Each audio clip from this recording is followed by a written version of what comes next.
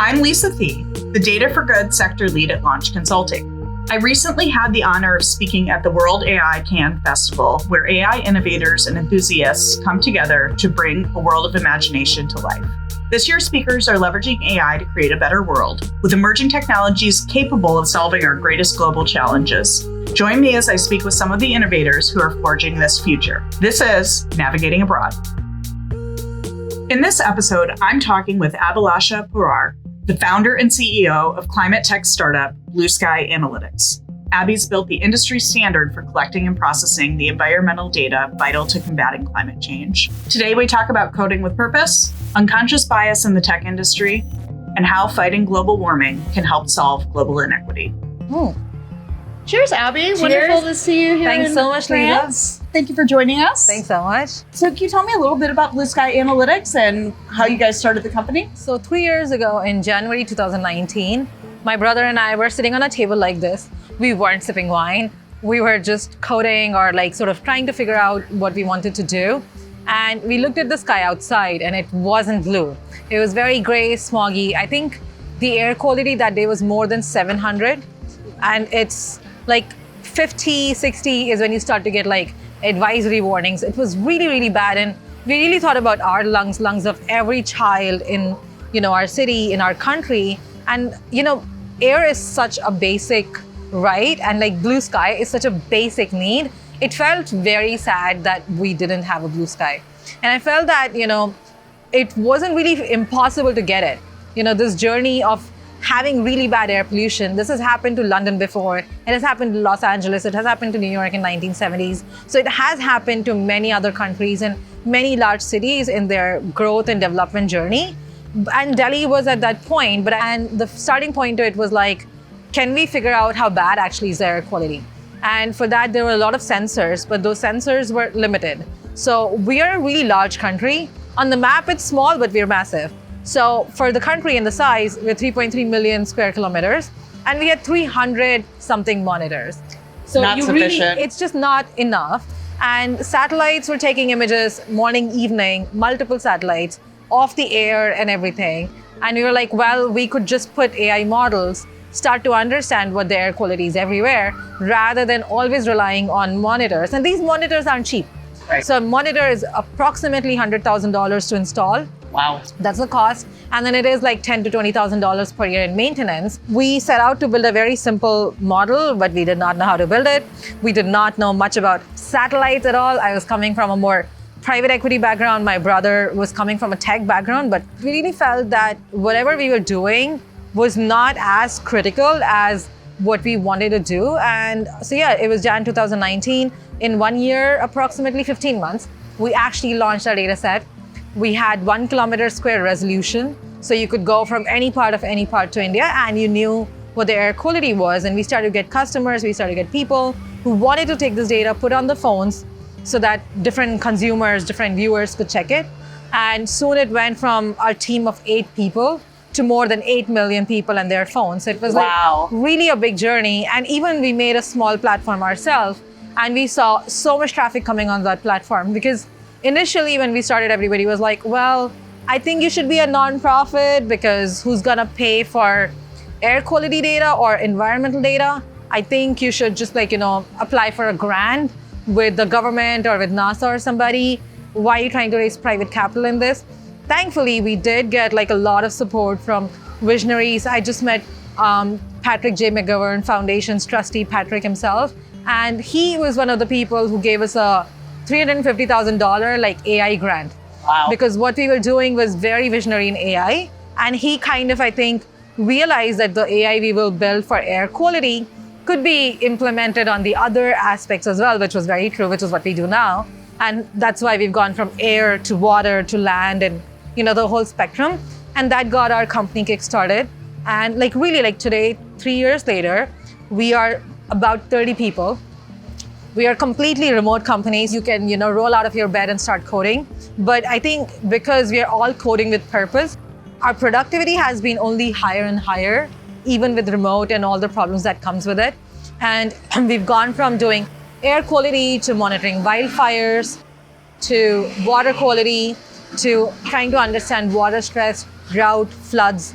even going all the way to asset level monitoring, because it's just like really nerd fun that I'm sitting here and I can look at a mine somewhere in the world or look at a polluting power plant and be like, that is your pollution. Doing all of that with terabytes and terabytes of satellite data and putting very advanced algorithms, building AI models. And not just that, we built a pretty fantastic infrastructure. So we take all the satellite data, we were very capital starved at one point. So we didn't, as startups are. Good startups are. But when you're in climate back in 2019, nobody wanted to invest in you. So we really had to find very innovative ways. And that's why a lot of our platforms are very well optimized. We don't use that much like cloud space. We don't have that much infrastructure cost. A lot of our technology and infrastructure, we built ground up because we kind of really wanted to both save money and have it really fast and efficient. So I think, in the next 5 years, our vision is to really sort of become the Bloomberg of environmental data, we call it. I mean, I really feel that you have, as a citizen, a very fundamental right to know what the air quality in your town is. Once you can measure where you are and define where you want to be, you can create a path towards that. But without knowing where you are, there's no accountability in the system. There is none. And so you guys are creating that at scale in a low-cost way to empower more people to have access to that information. Exactly. And I think a lot of it is, we can, on your Uber, you can see your car coming. Mm-hmm. So similarly, you should know what's happening to your forest. That's a very basic desire that we had as founders, that we want to know what's happening to our planet. Yeah, and so how did you turn that into a monetizable business? Because my personal feeling is if philanthropy was going to solve all the world's problems, it would have happened by now. And there is such a role for social impact companies to be able to address issues at scale when business and public sector come together. It's a much more powerful combination than just one plus one. A few weeks ago in San Francisco, in San Jose, we got a Tech for Global Good award. And everybody from Silicon Valley, Chief People's Officer of Adobe was there. She gave me my award. And she was like, I'm so happy that you're making a company, making technology for global good. And I was like, well, every technology should be for global good. Which technology is made for global bad? And if somebody is making technology for global bad, why? What is wrong with you? What do you want? I think what we really felt about Bluesky was that, how a lot of technology, when it's created, it gives a lot of free service to people. WhatsApp. Yes. It was sold for, I think, $12 billion. I might be wrong, but what kind of behemoth it is. A large amount of money. Large amount of money. It was only a 37 people team at that time. Wow. And, we all use it. Yep. And if we would have looked at WhatsApp's journey when they started, you would ask the same questions to WhatsApp. It's like, hey, how are you going to make money? Forget about WhatsApp, Google. Yeah. And actually, in 1999, Business Insider wrote an article on Google saying that, this company's raised $25 million from VC, but it's never going to turn a dime. It makes billions of dollars today. It's reaching $1 trillion valuation today. So I think something that I, at least, and my brother, my co-founder, we thought as innovators was that definitely there's a lot of free element of environmental data which can help citizens. But there is also a lot of premium environmental data, very high resolution. If I'm giving you information at a 10-meter resolution, I think you're going to pay a lot of dime for it.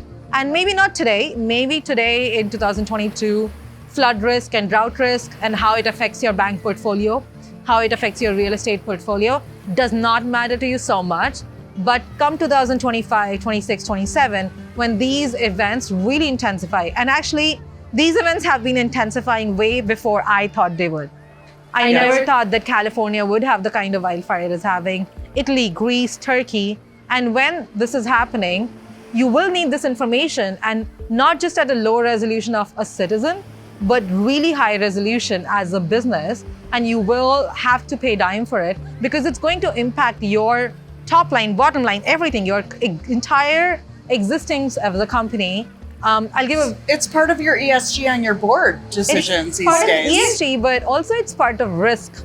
Yeah. Something that also my background personally was I'd moved from engineering to economics, and I was really fascinated by financial crisis. 2008, the Great Depression, I don't know why. Maybe a little pessimist or whatever. Something wrong with my teenage years. But I was like, wait, what happened? Just a curious soul. Just a curious soul.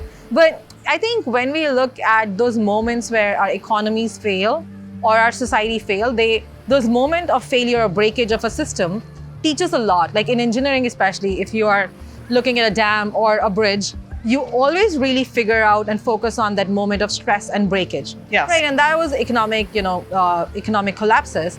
So I was really looking into 2008 and 1930s Great Depression, and I was like, wait a minute, I don't see why climate change would not cause the next economic crisis. So in 2017, I wanted to do a PhD on climate change-induced financial crisis. And I was talking to a lot of economists about that in Yale, that, hey, maybe I should apply this, that. But somehow I got the idea to convert that into a company. So I moved and started doing Bluesky. And the whole thesis was that if small wrong calculations in terms of how many lenders, how many borrowers will not pay back your housing debt led to subprime mortgage crisis, a very small difference into what the banks and the institutions expected, the default rate versus the actual default rate. What's going to happen when your entire environment, It's not suitable any longer. Right? So we have currently built an economy and imagined and designed an economy which was not for 1 degree warming, which was not for 419 ppm of carbon concentration. So my question as a business person was that all the banks have all these massive real estate portfolio, right? Our economy is about 80 to 120 trillion dollar economy. Like the calculations keep on changing. Valuation of every company, valuation of this particular house, right where we are, valuation of every big hotel is going to start to really change when the climate variables around it change. Yes, I can very much see how the premiums that people are able to charge for living in certain areas may not be accessible to them any longer. And not just the valuation of the assets, everything that surrounds our life, like hospitals and their expectations of how many patients are going to come, electricity services and their expectation of how much electricity people are going to draw. It all depends on our environment. So if there is going to be a very extreme heat day, which is sort of termed as an extreme heat risk, it is going to have a huge impact on electric utilities. It's going to have a huge impact on hospitals and the amount of services they would have to provide. And they all need this data, and they all need this data in advance and in real time, both historical data, real-time data, and predictive data coming to them, not when the event is happening. They need to become our customers. Exactly, they need to become our customers today. The trauma of losing your loved ones for something that is preventable. I think people will start to really process that information is power. Yeah. That the scale that you can get by leveraging these more disruptive technologies in a cost-effective way allows us to be significantly more nimble when we have to adjust. And really cool to see how you've been growing and scaling over the last few years. Can you share a little bit about what some of the trends are that you think in AI that you feel like people should be paying more attention to? So I think AI is really going to automate a lot more than we have imagined or expected. An example with just my company, with Bluesky, is that we analyze so much data, like terabytes. I think we have crossed 50 terabytes. This year, we are looking to cross 100 terabytes of data. And physically, I think 20 years ago, the technology to do exactly what we're doing was you will take images on your computer through either pen drive or they will come on your email or something. You will put them on a desktop software, like you have Paint or Microsoft Excel, and you would do some calculations and then you will send a report to people. We do those kinds of images, hundreds of images every second. Wow. Right. Because you fundamentally cannot look at all the images that are coming from satellites up there by putting people to it. You have to train AI to be able to intelligently see, oh, this is a lake. This is a land-water boundary. Oh, this is air pollution. This is nitrogen. This is sulfur. This is biological content in a water body. So you can find those pearls of wisdom in the oceans of information that's sitting out there. It's all been available, but nobody for a really long time. Take all that information in and actually start to make sense of it and find the wisdom out of it. Bluesky is very committed to climate change, but in future, I want to really create something which is very committed to equality and global equality, whether it's through promoting leisure or different kinds of lifestyles, which is more sustainable, more low carbon, less materialistic, whatever it is. But I think AI can accelerate that as well. It's all about figuring out the direction. I can feel the energy coming from you and just the passion around taking cutting edge things and improving the lives of everyone around you with them. If you're anything like me, I learn much more from my failures than my successes. Do you mind sharing a failure that felt like, oh gosh, this is the end of the road, and how you got past it to keep going? I think money, capital, as a female founder is relatively rare. And it's not so much that we don't get capital. I think the kind of words that we get from people around us, a lot of, as a founder, I completely agree that I would go to hundreds of VCs and most of them will say no. That is just given. That's table stakes. That's table stakes. But it's kind of like, the way you hear that no, the way that no is given to you in a way which is sometimes even patronizing, which is like, oh my God, Abby, you're so brilliant. You're doing amazing work. And I am a billionaire, but I cannot give you $1 million. It's like, it's not like I'm placing an entitlement that I should get that money. I think every entrepreneur has to compete for capital. That's fair and that's fair. But I think, the lack of trust that you as female founders typically get from the world in your vision, you're like, oh, you're brilliant. That's given. You're diligent. You're very hardworking. You want to change the world, blah, blah, blah. But do I imagine that you're going to create a company with hundreds of millions of dollars of revenue? Not exactly. And it is kind of a subtle thing. It's the nuance in the way what they question, when they question, how they question. Exactly. You can pick up that tone that this is, I'm trying to imagine you making my 100x return. And it doesn't fit. Exactly. It's like everything is great, your team is great, your technology is great, but I just cannot see you at the same size as, say, Intel or Adobe. Like, are you going to be the one creating the next Bloomberg? And it kind of really starts to hurt at a point because I think you start to question yourself, and it is a really, really bad pathway to go. But I think there are a lot of, people, especially like friends and family, that's where they come in and they constantly boost you.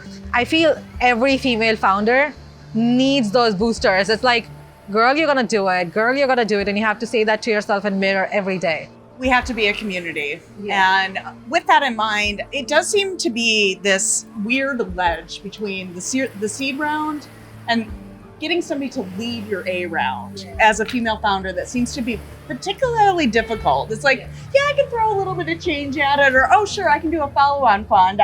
Once that first domino falls, everybody wants to jump into the party. We've gotten so many investors who are like, I would love to invest 15 million, but not lead for 5 million. Yep. We've had conversations about 75 million. Can you put me in touch with somebody who would lead my 5 million? Not exactly. So I think, it's a lot of really finding people who can take a big bet on you. That commitment.